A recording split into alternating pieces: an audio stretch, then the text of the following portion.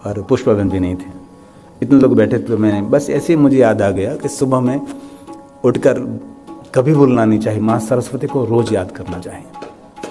बहुत लोग सरस्वती को, माता सरस्वती को याद नहीं करते, भूल जाते हैं, और बहुत सारे भगवान को याद कर लेते होंगे, लेकिन इस माता सरस्वती को कभी कभी हम याद नहीं करते। इसलिए सुबह में आँख खोली, बहुत सारे इष्ट देवता, कुल देवता, ग्राम देवता, पितृदेव, मातृदेव सबको याद कर लीजिए, पर माता सरस्वती को कभी भूलना नहीं चाहिए। तो माता सरस्वती जो हमारे से रूठ जाती है ना, तो श्रेष्ठ शब्द बोलने की प्रेरणा नहीं देती।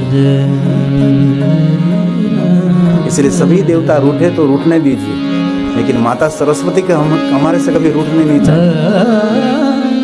आपने 1000 शब्द सुंदर बोल दिया, जो माँ सरस्वती रूठी और इनमें से एक शब्द आपने गलत बोल दिया तो 1000 शब्द सब खत्म हो जाएगा। इसलिए माँ सरस्वती की जिन पर कृपा होती है वो हमेशा मधुर, मीठू और सत्य सबर बोल सकता है। इसलिए आप सभी को भी कहता हूँ, रोज माता सरस्वती को याद करें, कभी भूलना नहीं। आपके घर में कभी कलेश नहीं होगा। कलेश का मूल कारण तो शब्द ही है ना। आप सब कलेश घर में झगड़ रहे हैं, क्या है? शब्द ही है। घर के कलेश में किसी की हार नहीं, किसी की जीत भी नहीं होती, सिर्फ वहां संताप रहता है, वहां हमेशा नाराजगी रहती है, और घर के कलेश का कारण एक ही रहता है, शब्द। इसलिए माता सरस्वती की उपासना विशेष प्रकार से करें। माता सरस्वती आपको प्रेरित करेगी कि ये शब्द बोलिए, ये शब्द बोलिए, ये शब्द बोलिए। आपको शब्द बोलने की प्रेरणा माता सरस्वती देती है। इसलिए, और सरस्वती अंदर से रूठ गई और एक शब्द आपने गलत बोल दिया, ऐसे अन जो भोजन पड़ा, भोजन ही ऐसे पड़ा रहेगा, सब अपने अपने कमरे में चले जाएंगे, कोई खाएगा नहीं, कोई पिएगा नहीं, है ना? इसलिए माता सरस्वती को कभी भूलना नहीं है। या कुंदेन्दु तुषार हार धवला। माता सरस्वती को दिल से याद करें, वाणी की देवी हैं, और मैं गौरव करता हूं कि माता सरस्वती मेरी महादेव की भक्त है। ये हमारे लिए बहुत बड़ा गौरव का बात है। माता सरस्वती किसकी उपासना करती है? भगवान शिव की। हम कभी प्रवचनों में कहते हैं, क्योंकि सुंदर प्रवचन दे रहा, वक्तव्य दे रहा है, तो उसकी जिह्वा पर माता सरस्वती है। और सुंदर कोई गा रहा है तो हम कहते हैं उसके कंठ में माता सरस्वती है। अब तो कम लोग कहते हैं, अचरत એવું કહે એના ગળામાં કોયલે માળો બાંધ્યો હોવું કે અરે કોયલનું નામ લેવાય કે માતા સરસ્વતીનું? માતા સરસ્વતીની કૃપા જેવું બોલવું છે, આ તો કોયલે માળો બાંધ્યો, હવે ઈંડાએ મોક્ષને બચ્ચાએ થાય। कंठ में कोई दी माड़ो बांधे कोयल, आવું खोटू लोगों बोले छे। जिसके कंठ में सुंदर मधुरता हो तो कहते हम माता सरस्वती उसके कंठ में निवास करते हैं। और सुंदर कोई वक्तव्य दे रहा है तो कहते हैं उसकी जीवा पर माता सरस्वती बैठी है। तो कभी सोचा कि सुंदर कोई वक्तव्य दे रहा है तो उसके जीवा पर माता सरस्वती है, और सुंदर कोई गा रहा है तो उसके कंठ में माता सरस्वती हैं। तो सरस्वती के कंठ में कौन? वही मेरा नीलकंठ, वही महादेव। हमारी जीवा पर माता सरस्वती रहती है, लेकिन माता सरस्वती के जीवा पर जो रहने वाला है वो शिव है। हमारे कंठ में माता सरस्वती रहती है, लेकिन माता सरस्वती के कंठ में रहने वाला ये हमारा महादेव है, वो नीलकंठ है। इसीलिए माता सरस्वती को कभी भूलना नहीं चाहिए।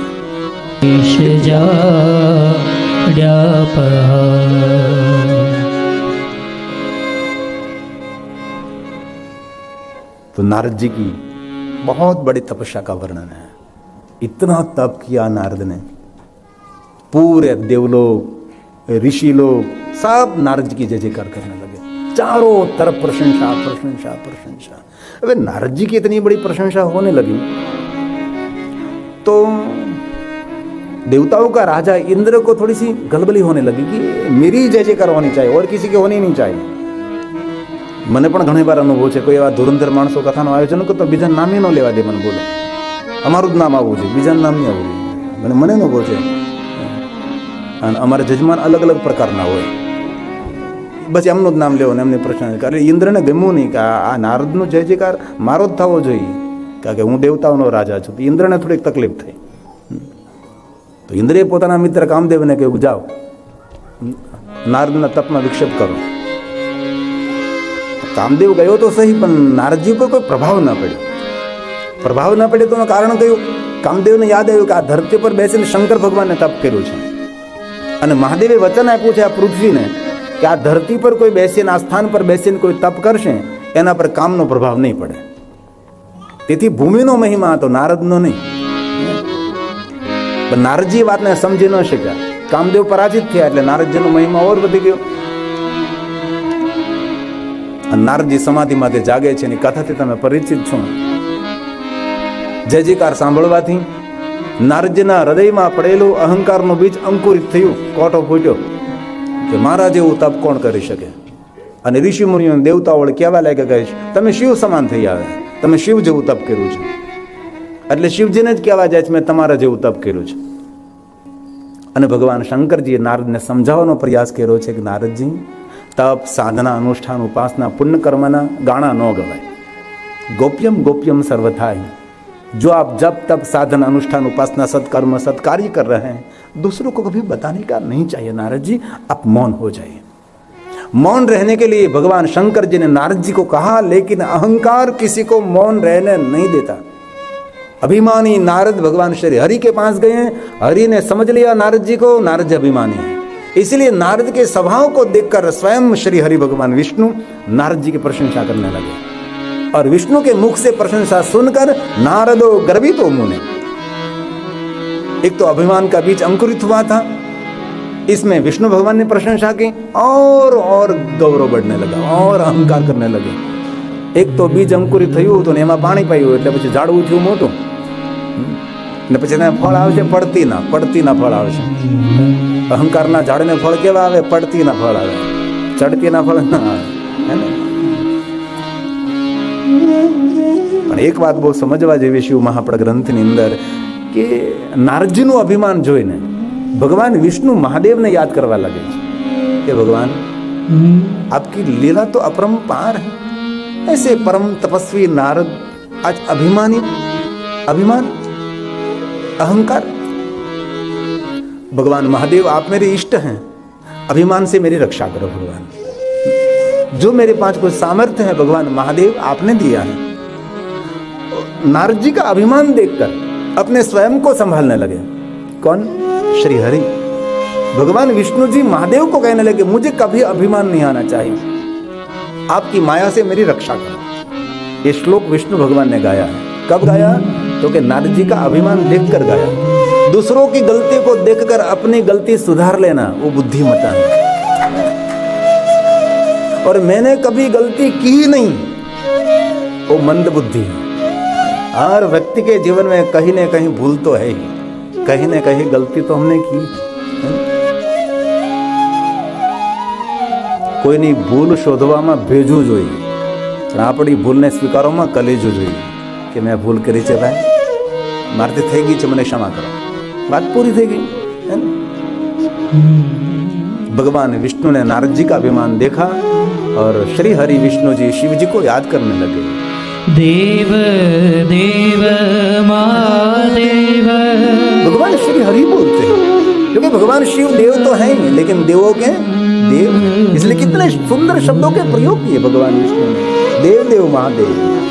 देव देव महादेव प्रसिद्ध परमेश्वर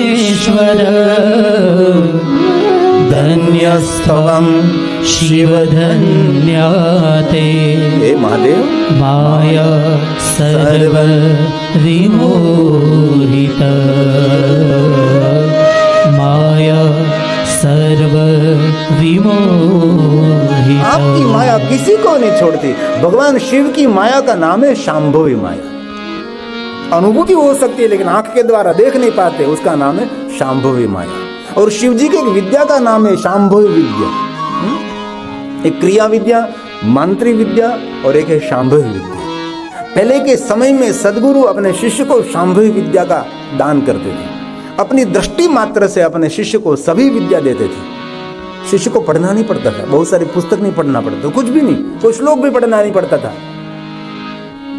जैसे एक मोबाइल पास में रखकर दूसरा मोबाइल रखो तो एक ऐसी कोई क्रिया करते हैं, तो इसमें जो प्रोग्राम है सब डाउनलोड उसमें हो जाएगा। पहले ब्लूटूथ आता था, अब तो क्या आता है पता नहीं। इनमें जो कुछ प्रोग्राम है सब कुछ इस मोबाइल में आ जाता है। ये विद्या हमारे ऋषि मुनियों के पास थी। अपने शिष्य को पढ़ाते नहीं थे, सामने बैठाते थे और सभी विद्या उसको दे देते थे।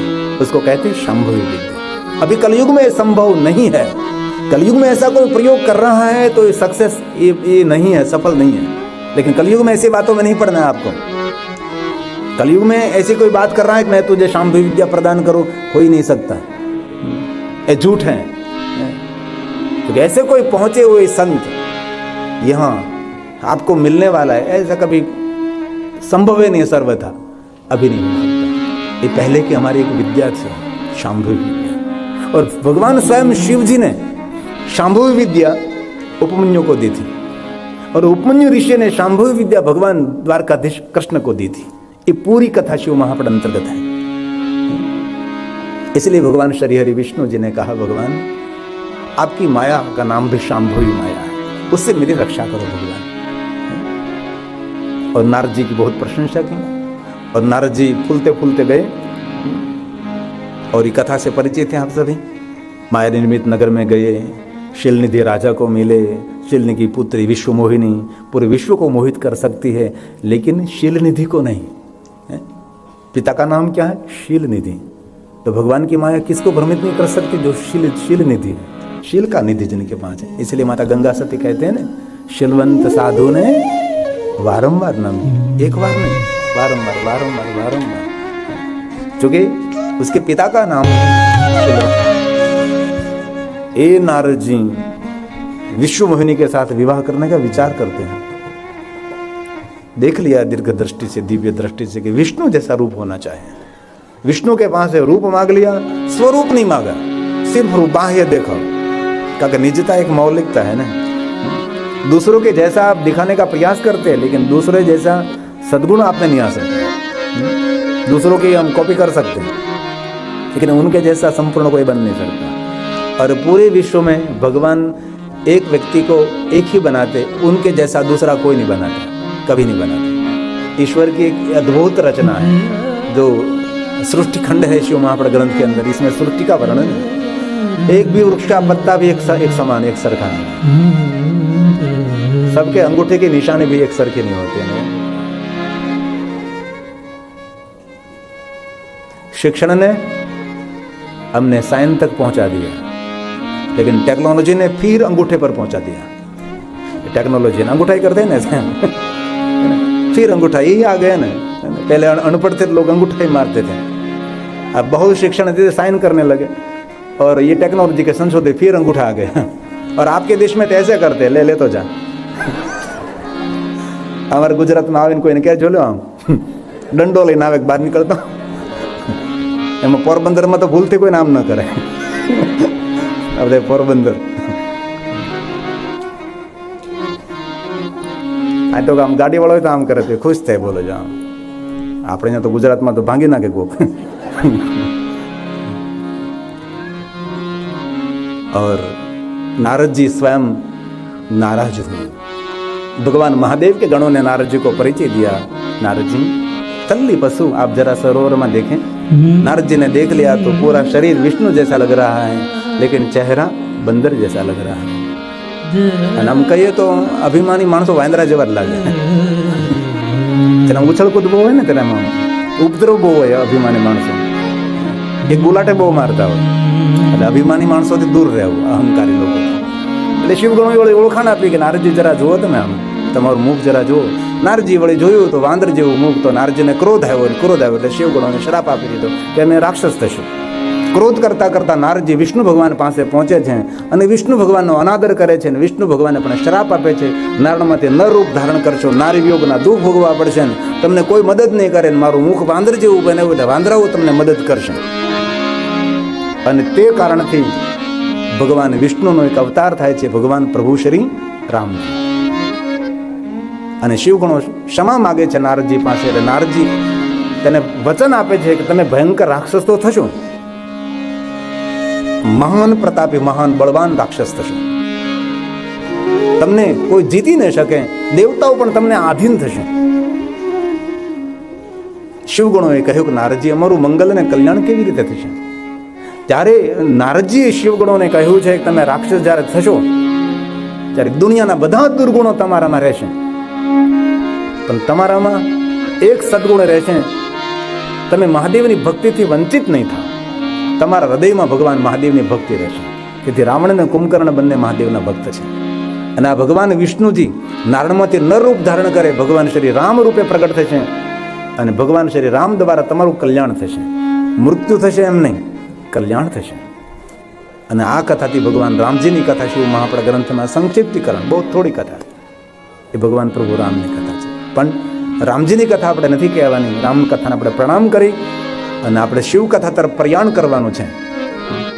અને આ નારદજી विष्णु भगवान ने कहे कि भगवान मैंने क्रोध किया. श्री हरि श्री भगवान विष्णु जी नारद जी को क्रोध के बारे में प्रवचन दे रहे हैं.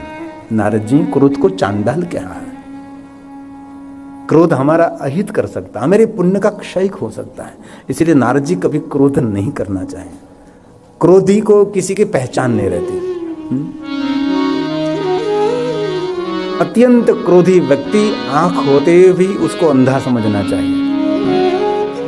1000 शत्रु हमारा अहित नहीं कर सकते, लेकिन एक थोड़ी पल के लिए हमारा क्रोध हमारा सब कुछ समाप्त कर सकता है. इसलिए कथा श्रवण करने के बाद हम सभी को संकल्प करना है, जीवन में कुछ भी हो जाए लेकिन क्रोध से थोड़ा दूर रहो, क्रोध पर संयम रखें. 1000 हाथी को अंकुश में रखना सरल है, लेकिन एक क्रोध को अपने अंकुश में रखना ये सरल नहीं है. क्रोध में कान भी बंद हो जाते हैं, आंख भी बंद हो जाती हैं, क्रोध में मुख खुल जाता है. मुख में से क्या क्या स्टॉक निकलता है ये किसी को पता नहीं होता. क्रोधी व्यक्ति को किसी की पहचान नहीं है, किसी का सुनता भी नहीं है. इसलिए क्रोध को चांडाल कहा है. किसी व्यक्ति को क्रोध आ रहा है और उसको स्पर्श आपने किया तो भी स्नान करना पड़ता है. क्रोधी व्यक्ति को आपने स्पर्श कर लिया तो तुरंत स्नान कर लीजिए. ऐसे क्रोध को चांडाल का. इसलिए क्रोध